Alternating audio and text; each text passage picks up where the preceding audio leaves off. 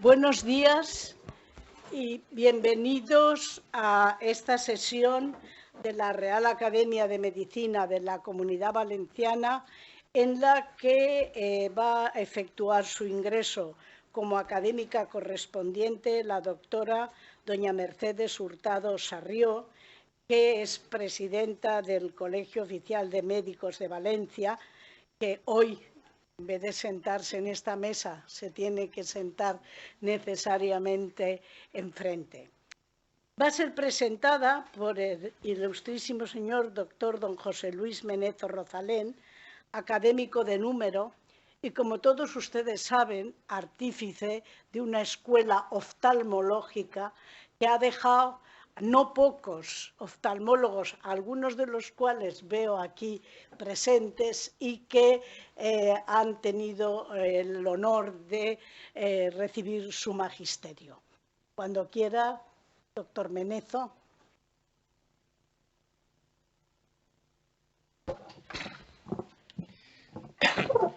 Cuando recibí la notificación que tenía que presentar a Mercedes Hurtado, en un principio dijo, hombre, ya somos muy mayores, perdemos la memoria, la fluidez que tenía, pues ya no es lo mismo que hace unos años. Por otra parte, la doctora Hurtado tiene todas sus publicaciones, todas sus relaciones, digamos, académicas, están ligadas a nuestra escuela. Yo he pensado que ir diciendo, tiene texto, tiene lo otro, tiene lo otro, vamos a analizarlo de otro punto de vista antes que ponernos a citar todo lo que se ha hecho. Yo he hecho una especie de resumen del He hecho una especie de resumen desde que entró en MIR. Para ella es muy importante, del 92 al 2002, 10 años, que es cuando dice, ya he vuelto a mi casa. O sea, ella estuvo 4 años con nosotros, 4 años muy prolíficos, después perdimos un poquito la pista y tiene pues un concurso oposición en el Hospital Comarcal de Elda. La tesis doctoral es muy curiosa, diciembre del 94, pero 2 meses después, en febrero, la hace también su marido. Supongo que como marido y mujer trabajarían al congénero los dos juntos, ayudándose uno a otro, porque vienen a ser temas muy no similares, pero de nuestra escuela. Después tiene una especie de recorrido, digamos, casi peregrinal sobre varios sitios. Vamos a ver ahí está la Ribera, me parece, que está también. Después va Arnau de Vilanova en un concurso no sé qué, con una comisión de servicio, una cosa de esta, y finalmente entra por traslado. Bueno, yo antes de empezar a decir cómo voy a enfocar yo este tema, bueno, perdones, I am not in mood, tengo un problema de voz, porque hace 4 días estaba fónico. He visto que como otros compañeros, cuando presentan a los representantes, compañeros académicos, sus representantes, pues han magnificado mucho los sitios donde ha estado. En el extranjero, por ejemplo, su profesor muy importante y tal. Entonces, Mercedes, yo he buscado si habría alguna cosa, yo metiera la pata. No, ha estado enteramente dedicado en el hospital, lo que llamamos antiguamente Ciudad Sanitaria La Fe. Después, entonces, vamos a analizarlo bajo ese punto de vista, en qué servicio o qué es lo que se hizo en aquellos tiempos. Vamos a volvernos un poquito a esto. He querido enseñarles esta fotografía, que ustedes no sabrán quién es. El del medio sí, porque es un académico, pero el de al lado se llama José María Segovia de Arana, el creador del sistema, mire, el sistema de enseñanza. Ese y Figueras Aymeric, los dos catedráticos, uno de Zaragoza y otro creo que era de Valladolid, que los tenía en Puerta de Hierro.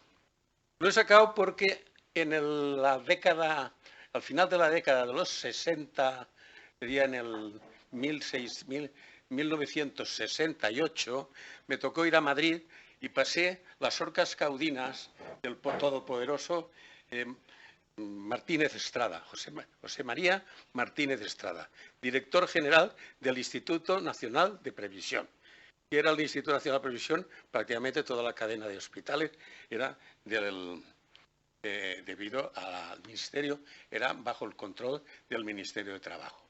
Entonces pasé bajo las orcas caudinas de él, me mandó a Puerta de Hierro, me examinaron estos señores, fue posiblemente el único que pasé de aquellos playa de excelentes compañeros que entramos en aquel tiempo en la fe, y me asaetó de preguntas que sabía yo de los residentes americanos, de qué programas tenían, cuántos años tenían, etcétera, etcétera, etcétera. Después me preguntó por los europeos, digo, usted sabe que los americanos normalmente, los ingleses, hacen el Royal College Surgeon, etcétera,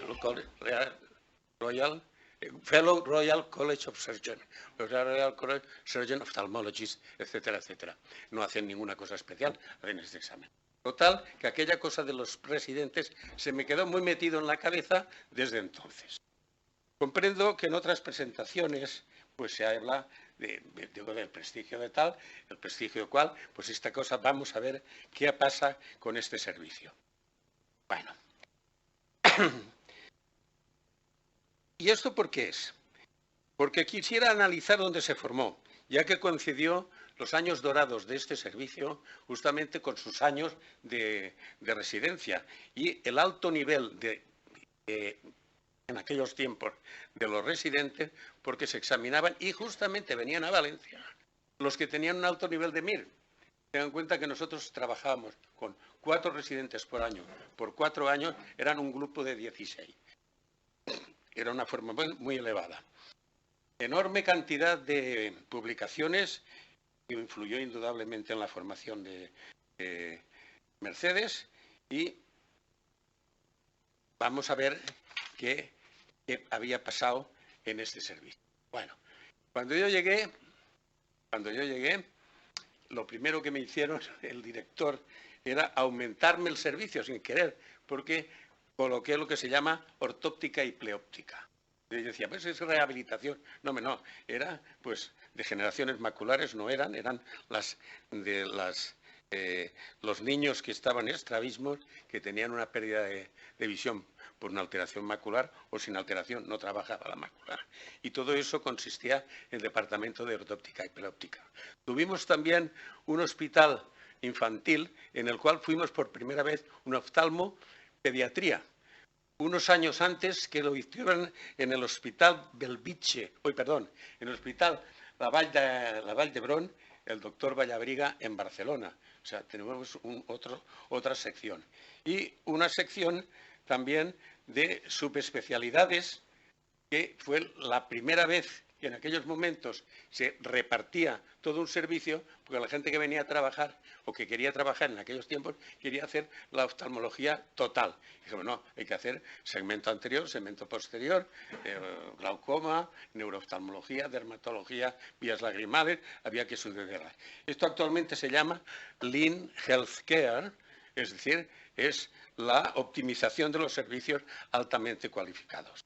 Se comenzó a subir en el ranking de prestigio y llegaron entonces estos primeros residentes. Los residentes de todas las comunidades, no voy a decirles todas, sino de las que no vinieron. Las que no vinieron fueron Canarias, eran La Rioja, Navarra y Santander.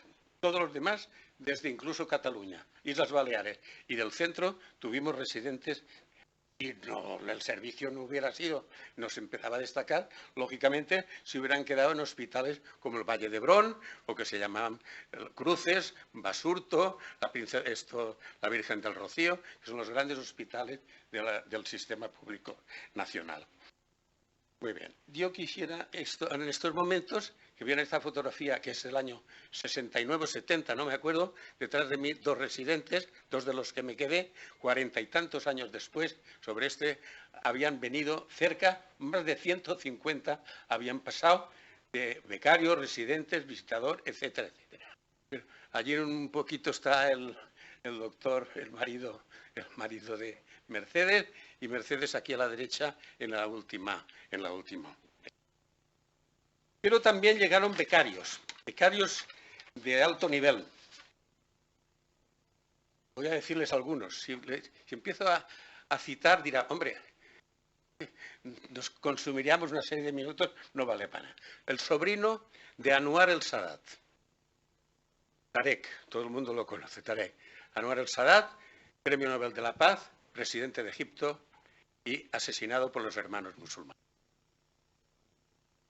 La madre de Tarek era la hermana de Anwar el Sadat.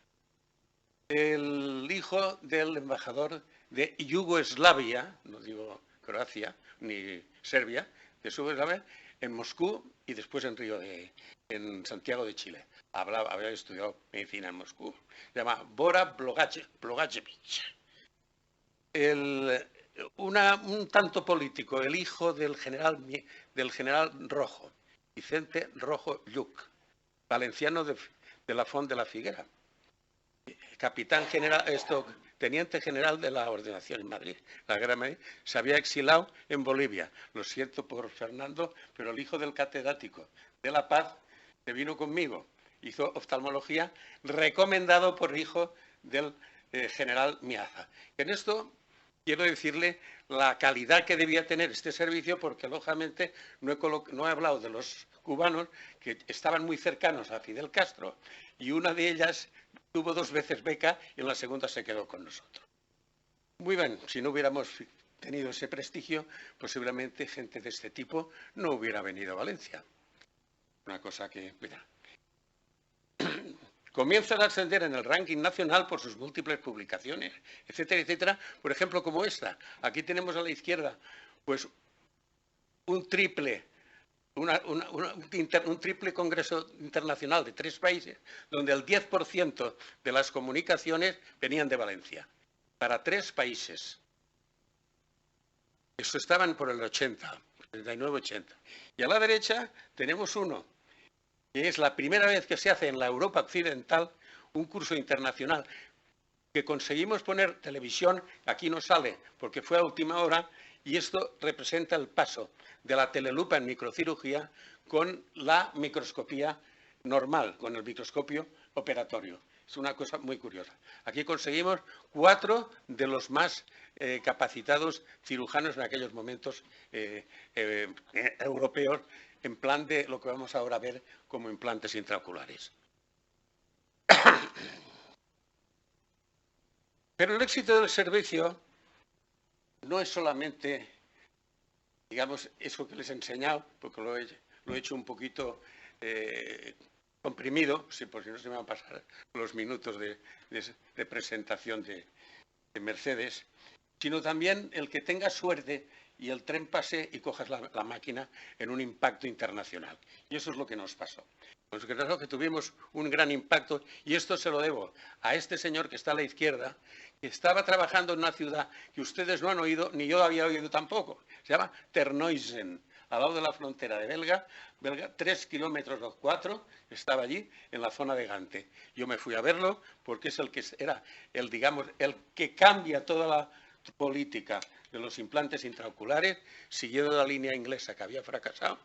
Y yo me voy ahí, en el año 76 o 77, me voy a verlo, a ese pequeño hospital que hay a la derecha, lo que significa que normalmente los grandes eventos, para hacer investigación no hace falta. En un hospital pequeñito estaba haciendo una obra impresionante. Este fue la cabeza cuadrada, la cabeza perfecta. ¿Y cómo estaba un señor de ahí tan metido en ese sitio tan pequeño? Porque era muy honrado, muy tal, etcétera, y porque no quiso salir del armario. Eso es otra vez, etcétera, etcétera. Bueno, pues con él me metí yo en toda la escuela holandesa.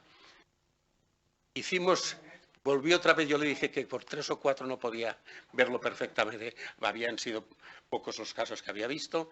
Me dijo que volviera dentro de unos meses, que tendría una revisión extensa. Así lo hice, y al final fundamos en el año 79, la Sociedad Europea de Cirugía Refractiva y Microcirugía. Pero faltaba un poquito a esto. Claro, esto nos dio pie a que se publicara este libro, que fue un éxito. El único problema que tuvimos con este libro es que cuando ya lo teníamos prácticamente traducido, el editor nos pidió una millonada y nosotros éramos ni de Castellón y de poco pagar. Por lo tanto, no pudimos mantener el inglés en el, pero no hizo ninguna falta porque tuvo una extensión muy esto. Sin embargo, en este libro teníamos un problema y era que antes, cuando lo estaba escribiendo, parte de un capítulo no tenía información, que eran los Sputnik rusos, las lentes Sputnik rusas. Y qué casualidad, la suerte pasa una segunda vez y esta segunda vez sucede aquí.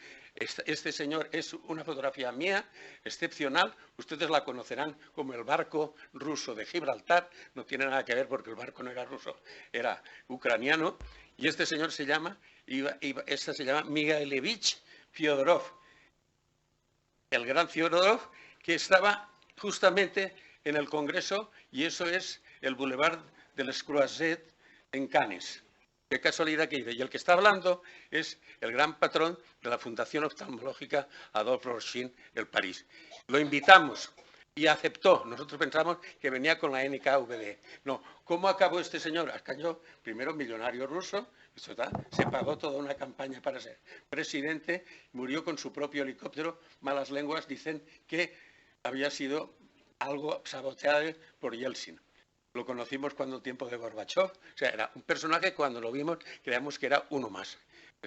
Y aquí tenemos a la derecha, está haciendo la primera presentación de lo que se llama cirugía de queratotomía radial en la Europa occidental, porque ya, si no lo había hecho en Japón, no lo sabemos, pero ya. Fíjense ustedes, en la mano derecha está brillando un tremendo reloj Rolex de oro, que es el más grande que yo había visto en mi vida. Pero cuando él me invitó, y perdone que haya puesto estas fotos, porque los eslavos son más cariñosos que los sajones. La stiffness británica, ese orgullo de nose rolling up, pues estos eran cariñosísimos. Ahí me invita a su dacha, me hace subir en su caballo, que tenía una caballada que yo no había en mi vida, y me recibe de una forma excepcionalmente. Guardé su relación durante muchos años, y aquí en la parte izquierda abajo coincidimos en Hyderabad operando y viendo en una esto. Y simplemente rompí con él muchos años después, cuando él hizo una gran propaganda en Gibraltar vendiendo la cirugía de la miopía con el barco ucraniano. Entonces, esto es lo que nos dio el segundo hit, el segundo golpe, la cirugía de la miopía, la queratotomía radial. Esta no necesitamos ni traducirla ni nada. Se vendió más en Italia, en Brasil y después en la parte sur de Estados Unidos, en la zona de los incluso que en España. Bueno, en este ambiente es el que se movió la doctora Hurtado. Prácticamente la cantidad de posibilidades, digamos, de escritura, de trabajos era inmensa, porque era todo nuevo, prótesis nueva, suturas nuevas, cirugía totalmente nueva, comparación de diferentes técnicas, etc. Había una cantidad, de ahí los numerosos grupos de trabajo. Y entonces, primero, hace la tesis doctoral con nosotros, que antes ya lo he comentado, y quiero hablar de mi coautor, el doctor Arto, que es de los residentes, que vino de Madrid y que es una cabeza excepcional, que se ha cansado de me ha dado la posibilidad de que lo diga, se ha jubilado antes de tiempo porque está harto de los directores de ese hospital. La otra cosa es que le diría a Mercedes que también su marido ha participado en este libro en 2 capítulos muy importantes, que cuando pongan los autores, si pone 7 o 8, se devalúa un poco. Este está tiene mucho valor porque le gustaría mucho a la presidenta leerlo, porque se trata de las alteraciones en los niños, que es muy difícil captarlos en los oftalmólogos.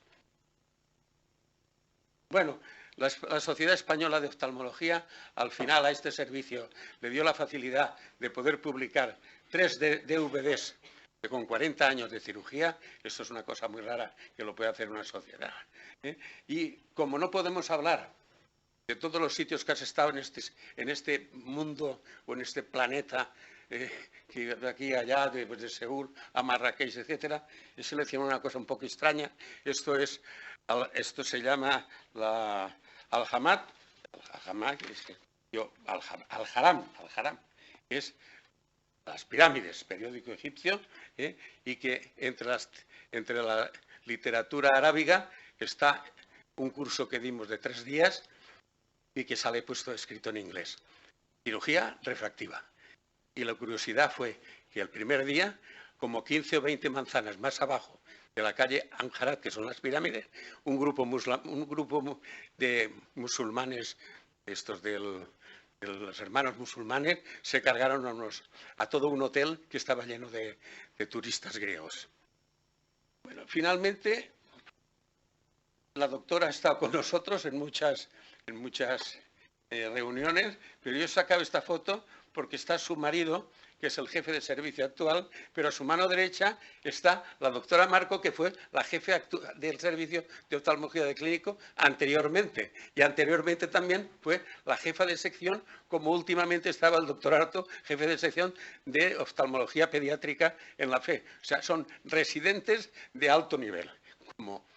Esto es lo que da gusto ver. Aquí también, porque ha salido a la parte derecha la que se escapó, la residente cubana que se escapó por segunda vez. Y al final nada más quiero hablar de esto y acabo, que es UEMS y EVO. Son dos sociedades, digamos, que no tiene nada que ver con la política, ni tiene nada que ver tal. Estos son asociaciones médicas que informan a los países europeos. Son europeos, no tienen nada que ver, pero lo tiene todo centralizado en Madrid. No sé por qué. Y lo que yo me voy a referir es la EVO, porque ella al principio pone FEVO. FEVO es el diploma europeo que está garantizado para todos los países de la Unión Europea. Es un problema. La F es Fellow European Board of Ophthalmology, pero es European Board of Ophthalmology. Es como una especie de Erasmus. Es una especie de Erasmus que mueve los estudiantes de oftalmología, los mueve de un país a otro. Normalmente, lo último que he podido yo ayudar era que viniera a Valencia, pero desgraciadamente no los he podido ya mandar a la FE porque había perdido esa cualidad que tenía y los he tenido a lo que había hecho, que era la Fundación Oftalmológica del Mediterráneo, que desgraciadamente también se la han vuelto a cargar pues los políticos, que es lo que hacen siempre, cargarse de lo que sea.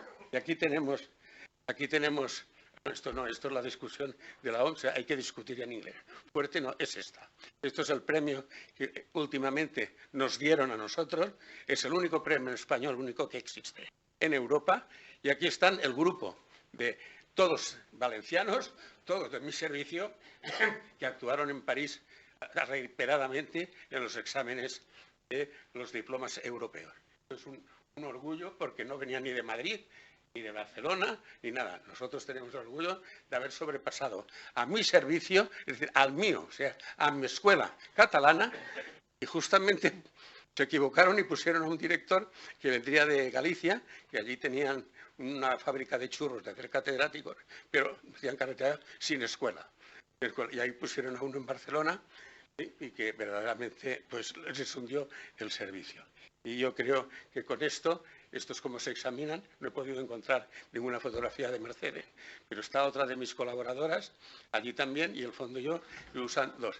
Y eso es todo lo que quería, en lo que me dan los 10 o 15 minutos, no sé si me he ido dos más, porque me hubiera podido contar muchas anécdotas, pero siento mucho que ni mi voz está buena, ni me encuentro en forma, porque me da una paliza en coche y dentro de un rato estaré metido en la cama. Y gracias por su hecho. Ahí tienes los periodistas lo que he hablado de ti.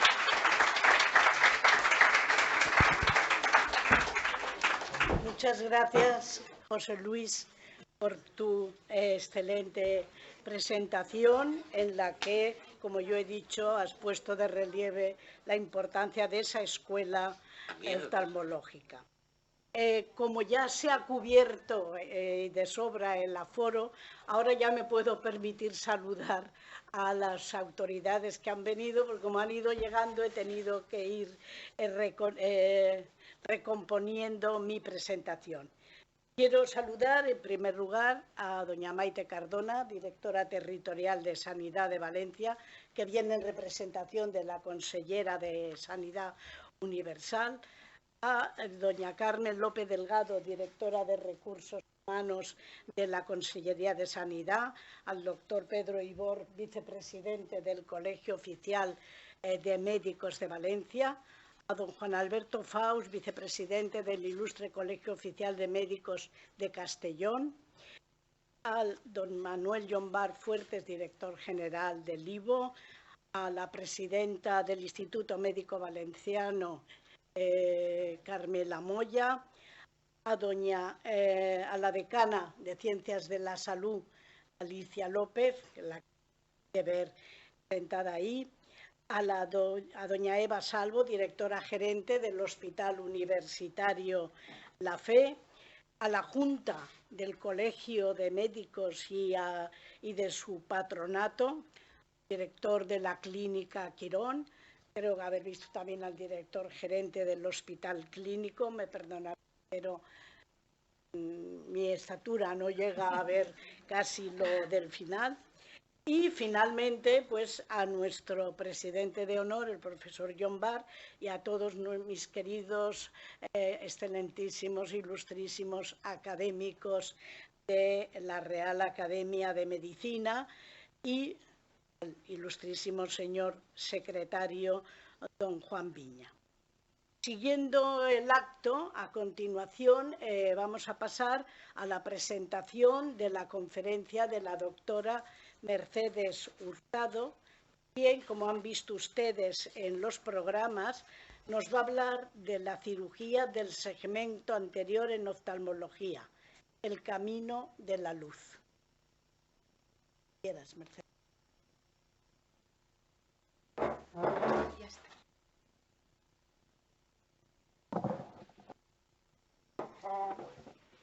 Bueno, ilustrísima presidenta de la Real Academia de Medicina de la Comunidad Valenciana, autoridades, representantes de Consellería, del Colegio de Médicos, académicos, compañeros, compañeras, público en general, gerentes de hospitales. Está aquí también presente la gerente de mi hospital donde estoy trabajando. Para mí, cuando la doctora Leal me dijo que había sido propuesta para académica correspondiente, fue un gran orgullo, pero también una gran preocupación, porque dije, a ver, ¿de qué les hablo que no les pueda aburrir? La doctora Leal me dijo, Mercedes, habla de lo que haces. Bueno, pues lo que hago, aparte de ser la actual presidenta del Ilustre Colegio Oficial de Médicos de Valencia, es trabajar en el servicio de oftalmología del Hospital Universitario y Politécnico La Fe de Valencia. La oftalmología es mi profesión, es mi pasión y es mi vocación. Y dentro de la oftalmología estoy dedicada, un poco más especializada en glaucoma y en córnea. Y también realizo, como la mayoría de los oftalmólogos, cirugías de cataratas, que es la patología quirúrgica ocular más frecuente. Estoy viendo también a mi jefe de servicio actual también ahí. Bueno, pues eso, ¿de qué podía hablar? Pues he hecho una muy buena amiga me dijo, Mercedes, habla un poquito de todo y llámale el milagro de la luz. Yo le he dado un poco la vuelta al título y prefiero llamarle el camino de la luz, porque esto es que me lo imaginaba, porque es que he notado algo raro. Bueno, disculpen, esto es del directo. A ver ahora. Mi cuñado, que es médico y además es... No. Ay, Dios. Qué nervios. Disculpen. La podría pasar a decir sin... Pero es una pena porque lleva mucha carga de imágenes. Y la hemos probado. Ahí, perfecto. Muevo hacia adelante y hacia atrás y ya está. Vale.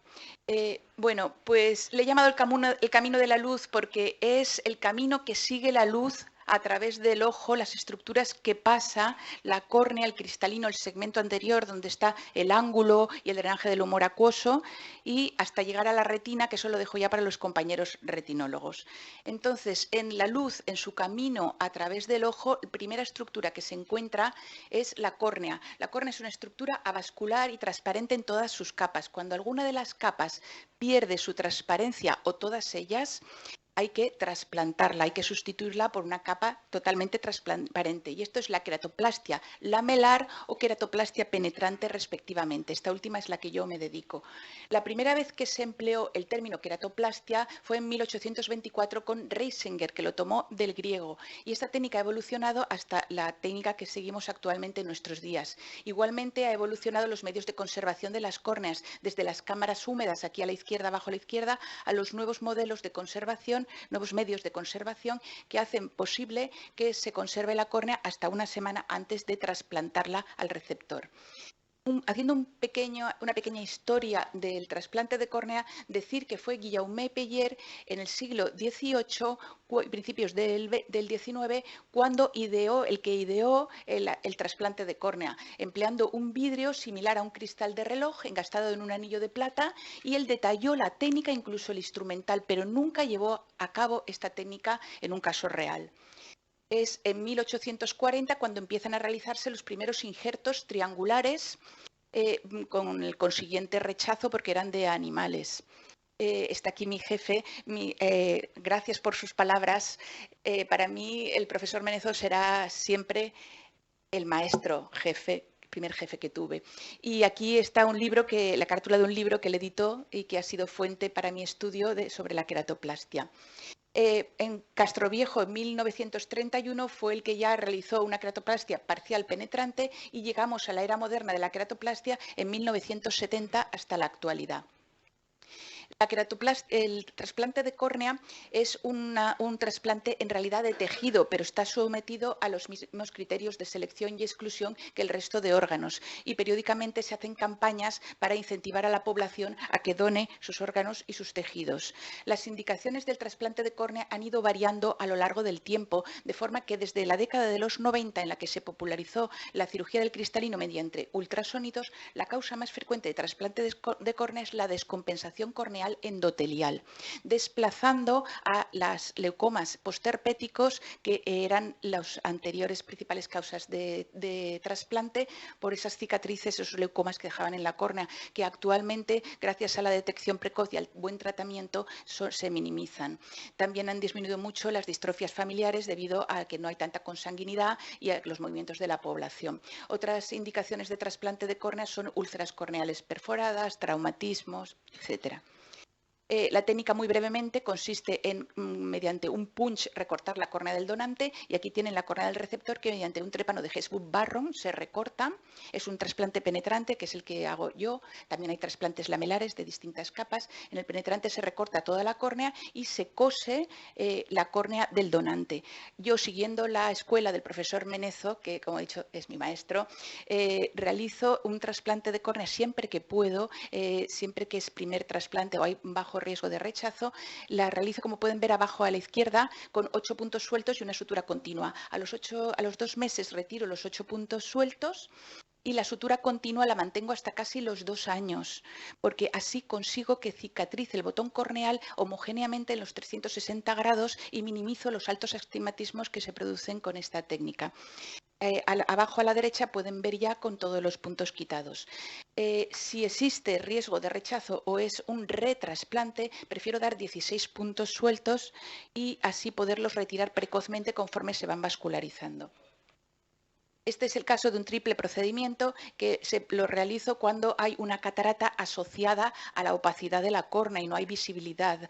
Entonces ahí se recorta la córnea, se extrae la catarata, se implanta la lente intraocular y se cose la córnea encima. De todas formas, es una cirugía muy estresante porque pasamos mucho tiempo a cielo abierto y yo, siempre que se pueda, prefiero hacer una cirugía secuencial, es decir, primero la catarata y luego la córnea. Pero para eso necesito una cierta visibilidad a través de la córnea descompensada para poder realizar la cirugía de la catarata. Aquí tenemos un caso de rechazo. A ver, la córnea es un tejido, entonces el riesgo de rechazo es mínimo, pero cuando se vasculariza o cuando es un retrasplante o está muy hiperémico el ojo, muy congestionado, muy vascularizado, la córnea se comporta como el peor de los órganos y precisamos, aparte de la inmunosupresión local con corticoides, de una inmunosupresión sistémica. En el Servicio de Oftalmología de la Fe, desde el 2006 realizamos una inmunosupresión sistémica cuando es necesario mediante el micofenolato de mofetilo, que es el CELCEP, a razón de 2 comprimidos de 500 miligramos cada 12 horas. Con ello conseguimos una inmunosupresión segura con mínimos efectos secundarios y es más fácil de manejar que otros inmunosupresores que usábamos antes, que eran la ceatioprina y la ciclosporina. Sí que hay que vigilar la retirada paulatina porque pueden haber episodios de rechazo virulentos y debemos vigilar el caso de las infecciones. Cuando en un botón corneal nos aparece una infección, se debe a la inmunosupresión local y sobre todo cuando es sistémica hay que tener cuidado de quitar toda la inmunosupresión, tratar la infección y luego ya veremos si lo retrasplantamos. Estos son casos extremos de opacidades corneales muy vascularizadas, donde todo lo que pongamos aquí está condenado al fracaso por la vascularización y por la insuficiencia limbar asociada.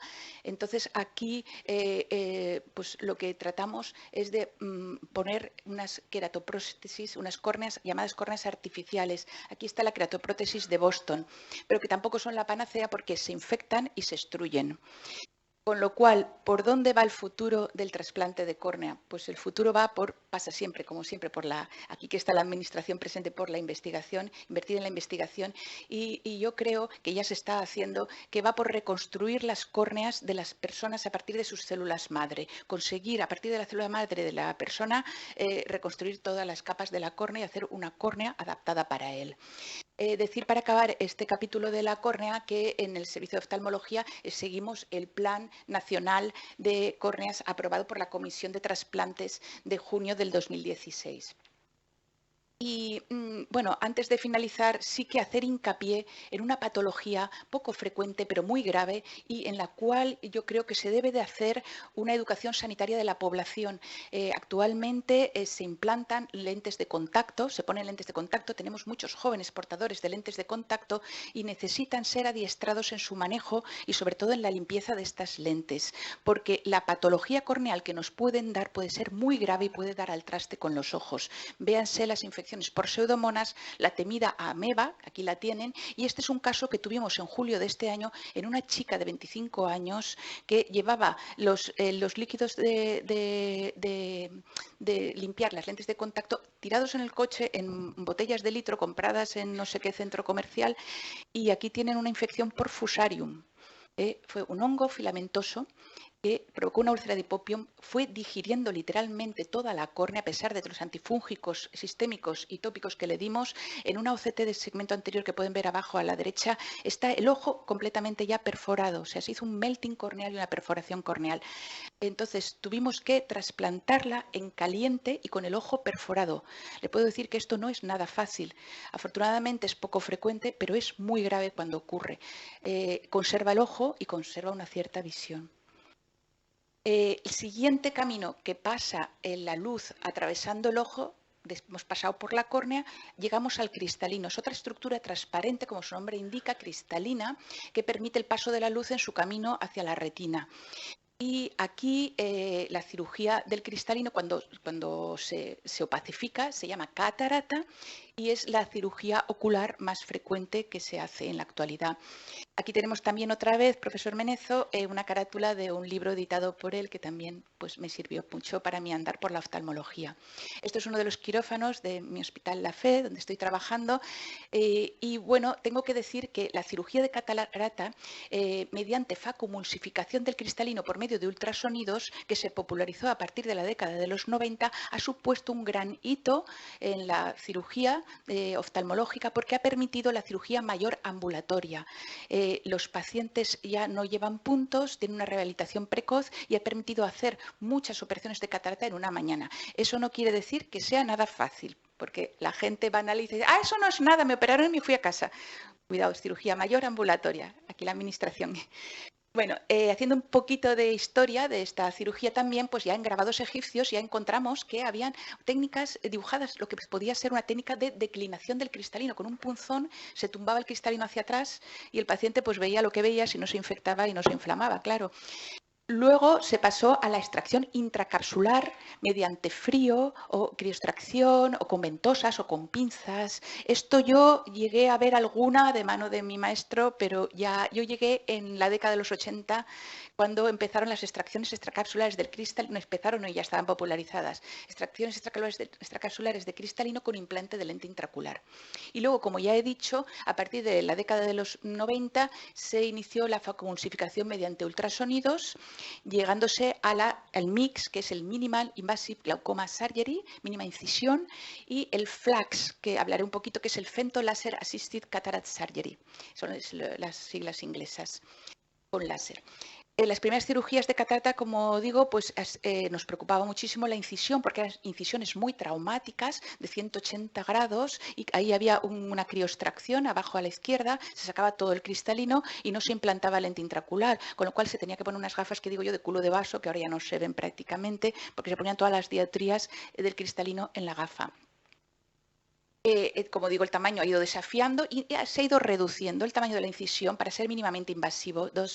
Así que hemos pasado de 12 milímetros en las intracapsulares a 9-10 milímetros en las extracapsulares con sutura, a las primeras facomulsificaciones con ultrasonidos de 5 milímetros y luego las facos con lentes plegables inyectadas dentro del ojo a través de 3 milímetros y 2,75 ahora en la actualidad. Y rizando un poco más el rizo, el mix, que puede ser de menos de 1 milímetro la incisión. Aquí tienen la incisión de una extracapsular, que había unos puntos que provocaban estigmatismos y la recuperación era más lenta. Esto es secuenciada de arriba hacia abajo, lo que es actualmente una operación estándar de cataratas mediante facomulsificación con ultrasonidos. Hacemos una paracentesis de servicio, una incisión principal en la segunda, ponemos material viscoelástico para abrir espacios, realizamos una capsuloresis anterior circular, facomulsificamos el cristalino, limpiamos toda la cápsula posterior, dejándola bien pulida, y abajo pueden ver cómo se inyecta por una incisión de 2,75 milímetros una lente que se despliega dentro del ojo y ya no son necesarias las suturas. Rehabilitación precoz, cirugía rápida, pero no por ello sencilla. Por aquí tengo algún residente mío que lo puede decir. Esto es un paso más allá, son incisiones de 1 milímetro, pero el problema aquí es que hay que ampliar la incisión porque los inyectores de las lentes plegables todavía no se han desarrollado para esto. Pero bueno, tiempo al tiempo. Luego la Casa Alcon intentó hacer una cirugía sin ultrasonidos mediante agua, pero no se popularizó porque las cataratas más duras y ahí está esta técnica. Y luego esto es el láser de femtosegundos, lo más novedoso en la cirugía de cataratas. En el Hospital La Fe somos el único centro público de la provincia de Valencia que lo tiene. Entonces, esto es el FLACS de los ingleses y es una cirugía mediante láser de femtosegundo. El aparato hace las incisiones, hace la capsuloresis y parte el núcleo del cristalino. Pero luego hay que continuar con los ultrasonidos, comiéndose los trocitos de cristalino ya de otra manera. Pero bueno, tiempo al tiempo, porque todo esto se desarrollará y, como digo yo, siempre hay que estar ahí para cuando vengan las cosas, emplearlas. Y esto también lo hemos tenido en La Fe, pero se lo han llevado, lo tuvimos un poco de muestra, por aquí está la gerente también. Esto fue muy bueno para la docencia, porque esto es la cirugía en 3D. Entonces, toda la sala y los residentes pueden ver lo que estoy haciendo igual que lo veo yo en 3 dimensiones. Y lo trajeron de prueba, pero ya no está. Bueno, claro, recuperar la visión en todas las distancias se ha convertido en la búsqueda del santo grial de la cirugía de la catarata. Queremos ser independientes de las gafas. Todo el mundo quiere no llevar gafas en ninguna distancia. Bueno, pues para esto han tenido que evolucionar las lentes intraoculares, de forma que fue en 1949 cuando Ridley implantó por primera vez un lentículo en sustitución del cristalino. Y en esto influyeron 2 cosas. Una, que un estudiante, los estudiantes siempre nos espolean, un estudiante le dijo: profesor, si usted quita una estructura, ¿por qué no la repone? Pues es verdad. Y entonces él había observado que en los pilotos de la RAF los trozos del cristal de la carlinga de los aviones penetraban en el ojo y eran muy bien tolerados, con lo cual a partir de ahí ideó las lentes intraoculares, que han sufrido una gran evolución hasta llegar a las lentes intraoculares monofocales que están popularizadas en la actualidad. Pero estas lentes monofocales solamente, como su nombre indica, solo enfocan en una determinada distancia, con lo cual el paciente necesita gafas normalmente para cerca o a lo mejor intermedias según cómo lo dejamos, pero no lo podemos dejar sin lentes en todas las distancias. Para ello tendríamos que ir a las llamadas lentes premium, que yo cariñosamente les llamo PILI, del inglés Premium Intraocular Lens Implantation. Y aquí entran todas las lentes acomodativas, las multifocales, las de profundidad de foco, que ahora parece ser que las vamos a poder poner en la pública, las tóricas, y que ahora hablaré también un poquito de ellas, y bueno, las fáquicas de cirugía refractiva, que eso no voy a entrar. Decir que en la FE, como ha dicho el profesor Menezo, hemos sido pioneros. Entonces, yo estaba en la FE en el año 88. No, yo entré en el 89, o sea que vi a estos pacientes recién operados y les hicimos test de sensibilidad a contraste. Allí se implantaron ya las primeras lentes multifocales, pero eran unas lentes que nacieron antes de tiempo, antes del FACO, entonces se implantaba esta lente maravillosa y luego se daba una sutura que te producía un astigmatismo, entonces tenían baja sensibilidad al contraste y deslumbramientos los pacientes. Pero luego con el desarrollo del FACO también se han desarrollado las lentes intraoculares paralelamente y estas son lentes multifocales. Pueden ver los anillos, entonces estas lentes pues, nos pueden aproximar a una visión en todas las distancias. Estas lentes se han puesto en los centros públicos, pero ahora las hemos puesto, yo las he puesto y funcionaban bien, pero son muy caras. Sí que también insto a la Administración que si no en todos los casos, en algunos casos, según requerimientos del paciente, que sea joven, que esté todavía en edad laboral, pues pudiésemos poner estas lentes. De todas formas, ahora diré, no son la panacea del todo, porque hay paciente que no se adapta a ellas. Como yo digo siempre, nuestro cerebro no es multifocal, entonces ahí hay una neuroadaptación o neuroresignación a las lentes. Y la idea de una lente acomodativa es mucho más fisiológica, porque son lentes que se mueven con los movimientos de acomodación. Esto también lo hemos probado en la FE. Y esta es la lente Crystalens que la implantamos. Yo me fui a ver a Cumming, que es el padre de la Crystalens, y se ponían estas lentes, como podéis ver, tienen unas bisagras a los dos lados de la parte de la óptica, y por esas bisagras la lente se movía. Pero, ¿qué pasó? ¿Qué pasaba con el tiempo? La opacidad capsular, la cápsula se fibrosaba, atrapaba las bisagras, impedía el movimiento, con lo cual estas lentes me parecen mucho más fisiológicas, pero tenemos que evolucionar y tenemos que poder controlar la fibrosis capsular para que sean efectivas en el tiempo. En la FE hemos puesto muchos modelos, esa es la Crystalens, esta es la 1CU, por aquí está el doctor Martínez Costa, creo que está también, que conmigo puso alguna, la Sewell, pero todas les ocurría lo mismo, la cápsula se opacifica y las atrapa y les impide el movimiento. Si queremos ser totalmente independientes de las gafas, tenemos también que pensar en el astigmatismo. Un 10% de la población tiene astigmatismos severos de más de 2 dioptrías y para ello tenemos que poner lentes tóricas al quitar la catarata, lentes que llevan el toro, es decir, un cilindro para colocarlas y corregir ese astigmatismo. Tengo que decir que en los centros públicos con más de 3 dioptrías de astigmatismo podemos implantar estas lentes. De hecho, yo las implanto. Aquí tienen varios modelos de distintas casas y podrán ver que tienen una ranurita, arriba a la izquierda están en forma de plato y tienen una ranurita según la casa que te indica dónde está el eje del astigmatismo. O abajo, no sé si se ve bien, tienen 3 puntitos, esas son otras casas que hacen otro tipo de lentes. Todos los materiales son buenos, estas son en J-loop o en C-loop y llevan el cilindro marcado con puntos. Y estas lentes son muy eficaces. Yo que hago trasplantes de córnea penetrantes, cuando quedan altos astigmatismo, que quedan, poder, y luego hay una catarata, quitar la catarata y poner una lente tórica que corrige ese astigmatismo residual que me había quedado con la queratoplastia.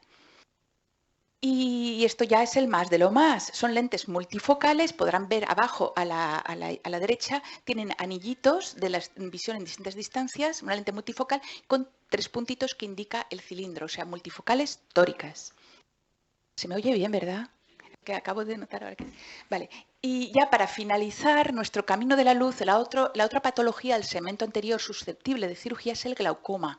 El glaucoma es una de las principales causas de ceguera en el mundo. Se estima que este año 2020 vamos a tener más de 80 millones de personas con glaucoma. Es la neuropatía óptica más frecuente y todo el problema se genera en el polo anterior, aunque es una enfermedad multifactorial.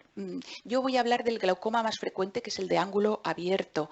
Este glaucoma es muy incapacitante porque produce escotomas en el campo visual, les impide la conducción, les impide la deambulación, favorece las caídas. Vamos también a una población mayor, con mayor expectativa de vida, y esta patología va a ir en aumento. Para diagnosticar esta patología debemos de fijarnos un poquito en el polo posterior de nuestros compañeros retinólogos, porque el que se afecta es el nervio, que se va excavando. Pueden ver ahí cómo va palideciendo y excavándose toda la papila, el nervio óptico, y va perdiendo campo visual. El campo visual es una prueba funcional que se ha realizado siempre para detectar la progresión del glaucoma. Aquí pueden ver dos ojos del mismo paciente. El ojo de la izquierda, sí es el izquierdo, está estable en los sucesivos campos visuales. Ven una línea horizontal.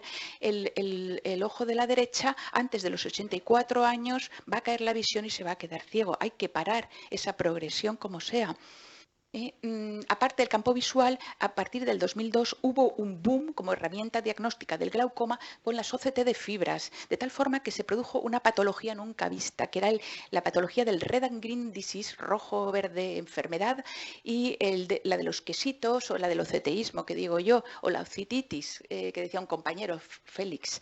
Y esta patología no la sufre el paciente, la sufre el médico oftalmólogo, que empieza a hacer como loco, como es una prueba exploratoria muy sencilla de hacer, empieza como loco a hacerlas y a fiarse totalmente de ellas. Rojo mal, verde bien. Y las cosas no son así de simples. Hay que combinar siempre una prueba estructural y una prueba funcional. La prueba estructural, la OCT, y la prueba funcional, el campo visual. Y por supuesto, no olvidarnos de nuestro ojo clínico, porque los aparatos son eso, aparatos. Y el ojo clínico de una persona adiestrada nunca va a poder ser sustituida por una máquina, aunque nos quieran hacer creer que sí. Y también citar aquí a mi maestro, que siempre decía que había un síndrome del hombre, aquí mejor decir hombre-mujer, jefe, hombre-mujer dependiente de la máquina. O sea, son máquinas y tenemos que ser nosotros los que estemos detrás de ellas. Es muy importante manejar estos pacientes con glaucoma porque es una enfermedad muy incapacitante y con un gran coste de tratamiento y de efectos secundarios. Cuando hablamos de glaucoma, el glaucoma no es la presión intraocular, pero cuando hablamos de su tratamiento, la única herramienta que tenemos actualmente es bajar la presión intraocular. Pero aquí hay otros factores de perfusión, es una enfermedad multifactorial. Pero hoy por hoy la única forma que tenemos es bajar la presión, bajarla con tratamiento y con colirios, y si no podemos, pues bajarla con la cirugía del glaucoma. El fármaco ideal no existe, se han convertido las prostaglandinas cada vez más en un tratamiento de primera línea. Actualmente tenemos un montón de fármacos en colirios y combinaciones fijas para tratar esta patología, pero el paciente a veces se cansa de los colirios. Y hay que optimizar el tratamiento porque los colirios que no hacen efecto son los que no se ponen, por supuesto. Y hay un problema de superficie ocular porque llevan conservantes, son agresivos con la película lagrimal. De ahí que desde las últimas décadas los distintos laboratorios se esfuercen en buscar colirios sin conservantes para que sean lo más respetuosos posibles con la película lagrimal. Cuando estos colirios no hacen efecto o el paciente no se los pone porque le irritan mucho y hay una intolerancia al tratamiento, ya hay que hablar de la cirugía del glaucoma. La trabeculoplastia con láser es un paso, yo lo considero un paso previo a la cirugía porque no se mantiene en el tiempo, a pesar de que últimamente tenemos trabeculoplastias selectivas que son menos agresivas con el trabeculum, pero aún así esto es un procedimiento de paso. Muchas veces hay que pasar directamente a la cirugía. ¿Cuál es la cirugía del glaucoma? Pues la cirugía del glaucoma, la clásica, la que ha pasado el test del tiempo, es la trabeculectomía y las válvulas, los implantes valvulares. Aquí tenemos una facotrabeculectomía donde cortamos un pedacito del trabéculum a la vez que hacemos una facomulsificación del cristalino. Y esto es una válvula de Ahmed. que se implanta en casos más agresivos. Últimamente, en las últimas décadas, han aparecido intentando hacer cirugías menos invasivas, mínimamente invasivas, el MIGS, que es el Minimal Invasive Glaucoma Surgery, dispositivos para, invadiendo menos, solucionar el problema del glaucoma. Cada casa comercial ha sacado su dispositivo. Cada casa te dice que ese es el mejor, cada cirujano dice que ese en sus manos es el mejor. Bueno, yo soy de la opinión que hay que probarlos todos, no hay que querérselo todo y que hay que buscar lo que a uno le vaya mejor siempre. Y bueno, todos estos dispositivos tienen una cosa en común. Unos entran por vía del ángulo, otros buscan espacios subconjuntivales, pero todos coinciden en que son extremadamente caros. Aquí tienen implantes en el ángulo de la casa Glaukos. El SiPass, que es uno que había, se ha retirado, algunos se retiran. El Sense ahora se ha retirado para aumentar el lumen porque se obstruía. Este busca una vía subconjuntival.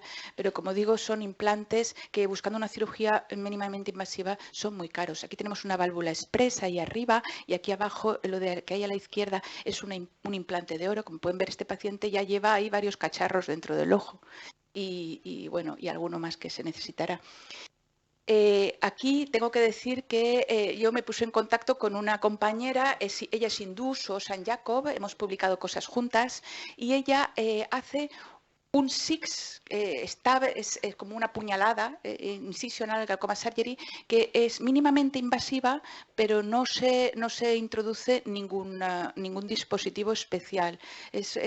La filosofía es entrar por distintos planos. Pero bueno, todo esto hay que verlo. Y la verdad es que yo en mis manos, cuando quiero bajar bien la presión, pues recurro a la trabeculectomía clásica. En definitiva, decirles que encontrar la combinación correcta entre un procedimiento quirúrgico, la medicación, el trato del paciente, todo conlleva cierto arte. Y por eso la medicina es el ars medendi, que muchos conocéis. Y aquí no puedo dejar de citar una frase de Edmundo Pellegrino, que falleció lamentablemente en el 2013.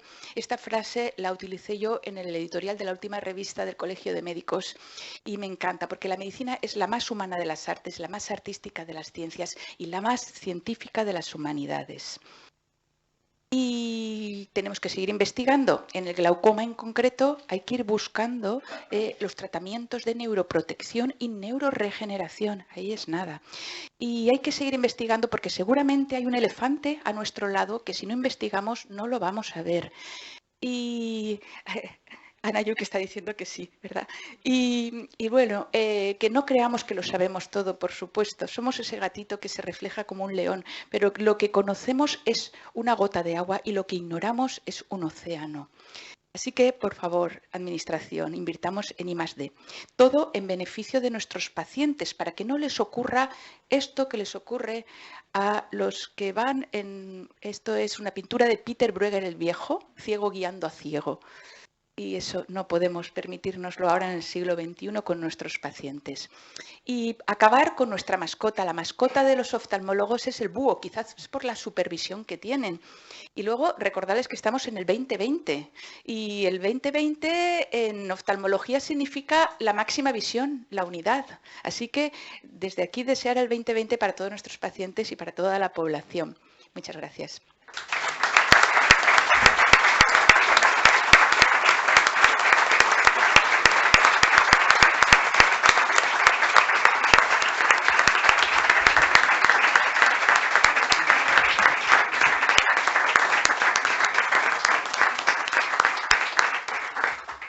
A continuación, el ilustrísimo señor secretario general de la Real Academia, profesor Juan Viña, dará lectura al acta de nombramiento de académica correspondiente. La Real Academia de Medicina de la Comunidad Valenciana ha acordado en la sesión celebrada el día 5 de diciembre del 2019 nombrar académica correspondiente a la doctora Mercedes Hurtado Sarrió por estar comprendidos sus méritos y circunstancias en el artículo 19 del reglamento vigente, Valencia 13 de febrero del 2020, firmado la presidenta y el secretario general.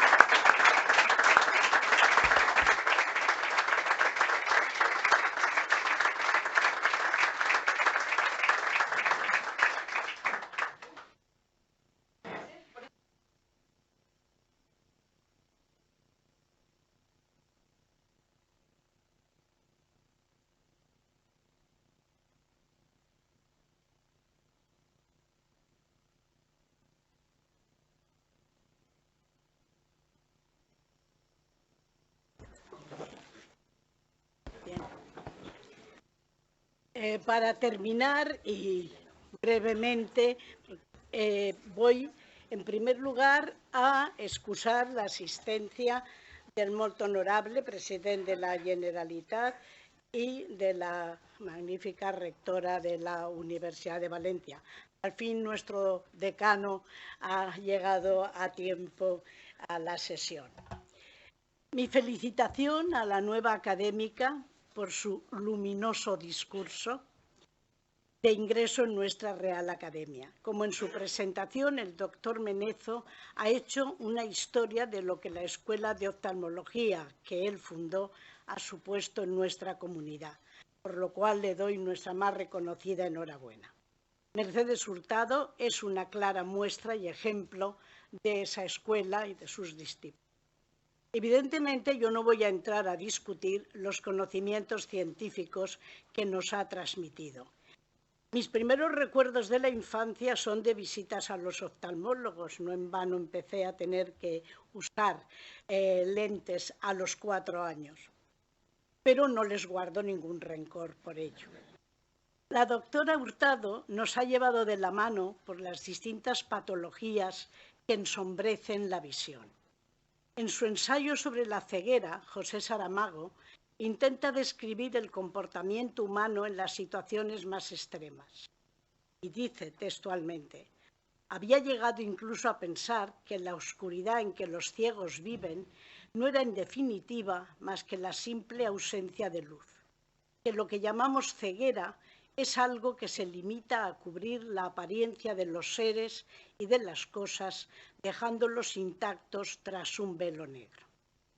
La doctora Mercedes Hurtado nos ha abierto un camino hacia la luz, o de la luz, como ella ha señalado, porque podemos ser optimistas hoy en 2020 con los resultados terapéuticos en muchas patologías. Los trasplantes corneales, que han sido germen de los bancos de córneas, que han devuelto la visión a muchos pacientes y en las que ella ha mencionado la investigación actual con células madre. O la gran cantidad de pacientes que han podido recuperar ese mundo en semipenumbra donde se movían gracias a las intervenciones con éxito elevadísimo en la cirugía de las cataratas. Aprovecho para darle las gracias a Rafa Martínez Costa, que fue mi oftalmólogo el que me operó, y le agradezco profundamente lo bien que veo actualmente. Esa es la cirugía que más ha evolucionado y revolucionado en las últimas décadas. Mercedes nos ha hablado de cuántos pacientes encuentran hoy ese camino de la luz.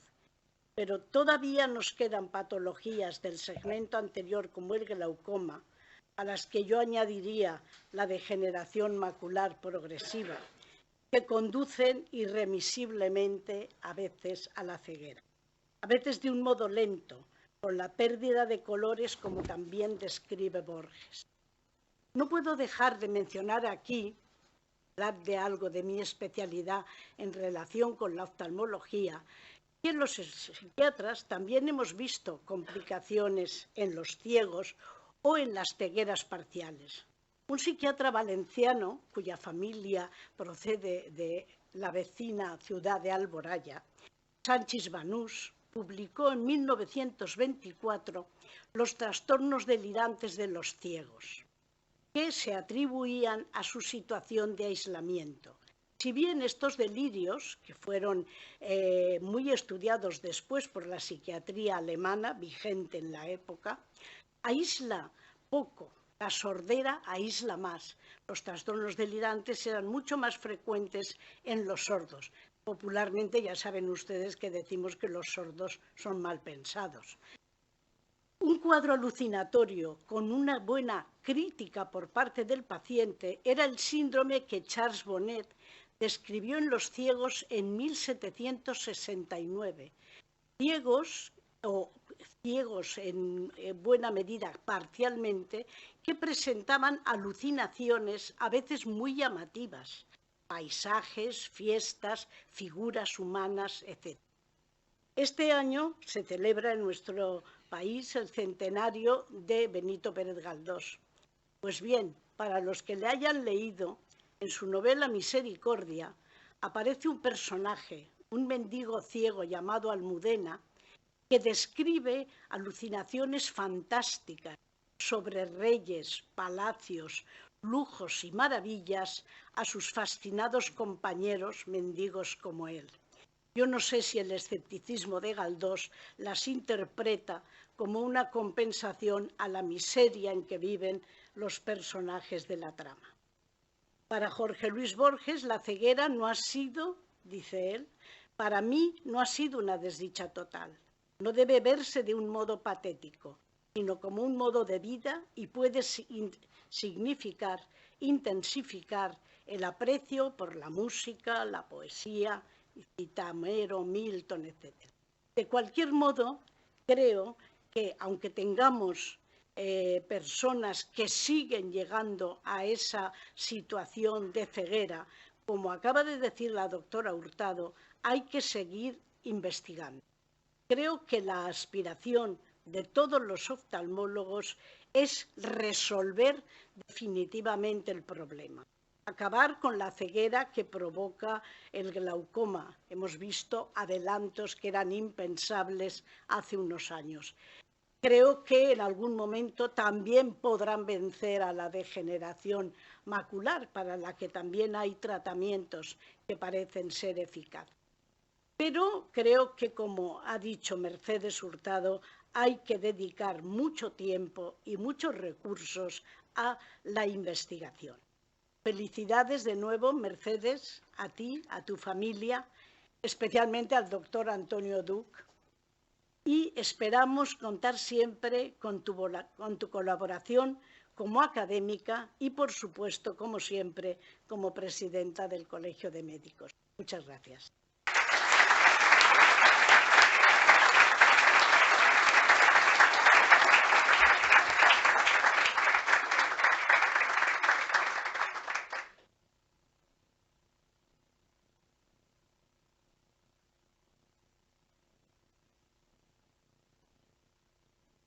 Programas tienen ustedes ahí fuera.